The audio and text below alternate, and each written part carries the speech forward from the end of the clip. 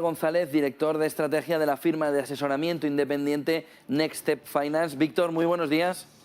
¿Qué tal? Muy buenos días, José Antonio. Bueno, pues tenemos ese inicio de default técnico, aunque Rusia lo niegue, encima de la mesa ya. Habrá 3 años para que acudan o no a la demanda de esos eurobonos impagados, a pesar de que Rusia dice que sí los puede pagar. ¿Esto puede generar una bola de crisis a nivel internacional precisamente por el default de Rusia? ¿Hay mucha afección relacionada con eso, con el default de Rusia en el sector bancario, en distintos sectores, que nos pueda hacer un poco de efecto atracción de otras crisis paralelas que puedan venir? No, en nuestra opinión, para nada. Voy a bajar un poco el volumen porque tengo retorno aquí. En mi opinión, para nada.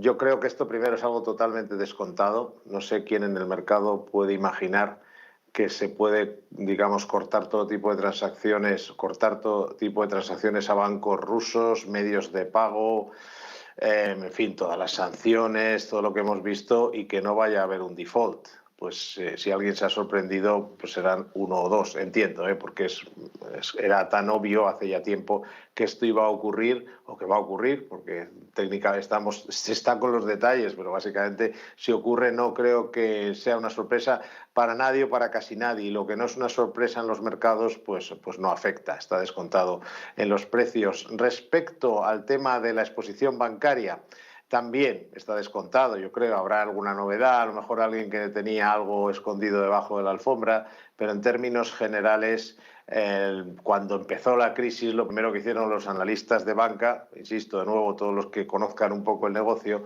pues es ver qué hay en los libros.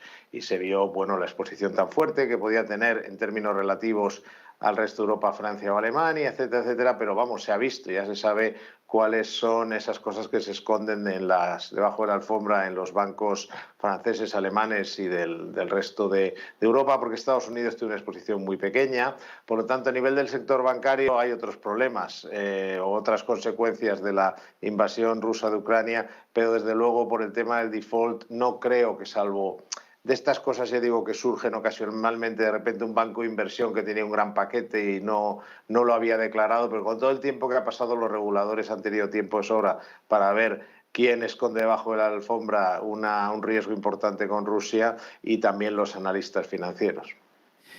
Banca Europea, relacionada con todo ello y con todo el movimiento de deuda que hay, ¿cómo la veis? ¿Cómo la ves, Víctor? Para quien piensa invertir y esperar, aclaro que nuestro servicio en gran parte es muy importante, por decir así, el mantenimiento, es decir, avisar a la gente de las cosas, el timing. Por lo tanto, si me están escuchando nuestros clientes, esperen a nuestras notificaciones.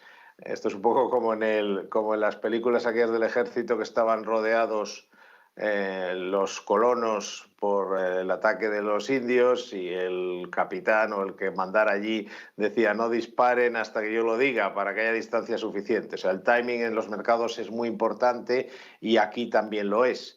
Dicho esto, es una oportunidad magnífica de cara al futuro. No sabemos exactamente cuándo vamos a decirles a nuestros clientes, tenemos una idea, pero lo iremos viendo sobre la marcha, cuándo les vamos a decir que lo hagan, pero desde luego el comprar sector financiero en general, banca comercial en particular, cuando en el futuro vamos a pasar de una época en la que los tipos de interés eran bajísimos a unos tipos de interés altos o normales, ya veremos, pero imagínense, es que para esto no hay que ser un gran analista financiero.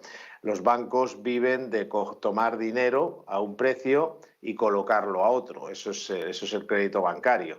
Bien, pues imagínense que pasa usted de tener que tomarlo pagando el 2% y, en fin, y colocarlo con un margen pequeño, a tomarlo al 0% y colocarlo a un margen mucho más alto. Ahora, en definitiva y en resumen, los márgenes de las entidades financieras en los próximos años se van a duplicar o triplicar, mientras que el coste va a tardar en aumentar, porque evidentemente no digo que la banca sea ahora como aquella banca que se reunía en España en un restaurante de lujo para ponerse de acuerdo de lo que iban a hacer.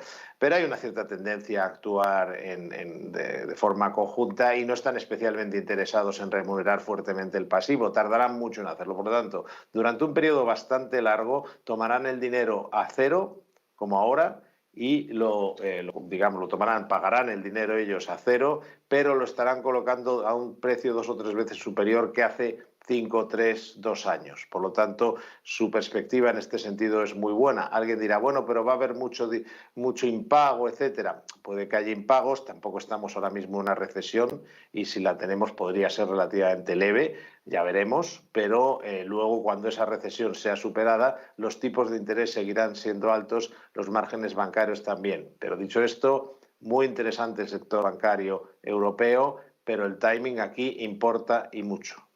Solo una pregunta más, Víctor, ya te tengo aquí con nosotros.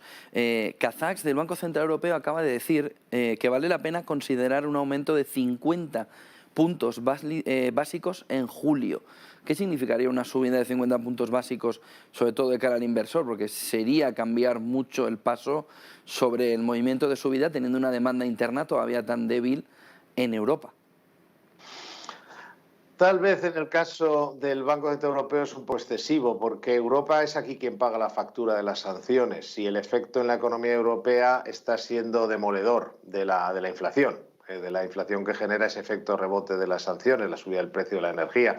Fíjese que en Estados Unidos Moody's se ha calculado que un 40% de la inflación actual viene de la energía, del coste de la energía, y en el caso europeo es seguro mucho mayor, porque dependemos mucho más de energía externa. Por lo tanto, en un momento en el que Europa está tan, digamos, asediada económicamente, pues tal vez hablar de subir 50 puntos básicos es un poco...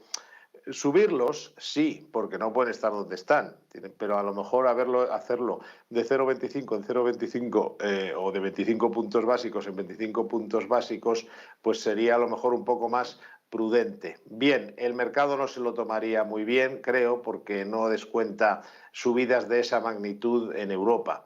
Serían normales ahora mismo en Estados Unidos y descontadas, pero en Europa tal vez no. Pero tampoco sería un cambio enorme, porque lo que ya tiene muy claro el mercado es que los tipos de interés europeos de aquí a un año tienen que estar claramente por encima del 1%. ¿Cómo se haga? Bueno, pues importa, pero sobre todo lo que importa es hasta dónde se haga, hasta dónde lleguen, porque de dónde lleguen será donde se establezca el baremo del daño que hacen al crecimiento económico, daño que entiendo que hay que hacer.